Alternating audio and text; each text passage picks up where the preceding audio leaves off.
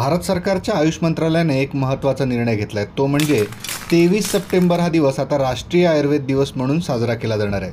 पूर्वी हा दिवस धनत्रयोदशीला साजरा केला जातो, पण तारखेमध्ये सातत्याने बदल होत असल्यामुळे राष्ट्रीय व आंतरराष्ट्रीय पातळीवरती हा साजरा करण्यासाठी अनेक अडचणी येत होत्या।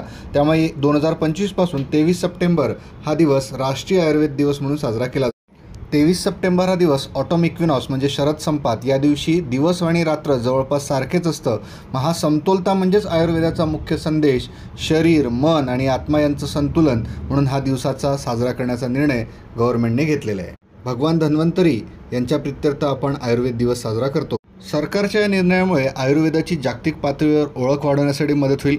प्रत्येक वर्षी एकच ठराविक तारीख मिळवण्यामुळे नियोजन आणि सहभाग सोपं होईल व आयुर्वेदाच्या वैज्ञानिक व टिकाऊ समतोल जीवनशैलीचा प्रचार होण्यासाठी मदत। या नवीन तारखेमुळे आयुर्वेद दिनाचा उत्साह अधिक व्यापक आणि जागतिक स्तरावर साजरा करता येणार आहे।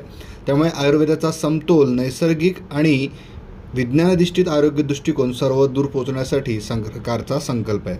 म्हणून 23 सप्टेंबरला आपण सर्वांनी मिळून आयुर्वेदाचा सन्मान करूया आणि आरोग्यदायी संतुलित जीवनशैलीचा अंगीकार करूयात। अशाच माहितीसाठी MPSC लक्ष चॅनल सबस्क्राईब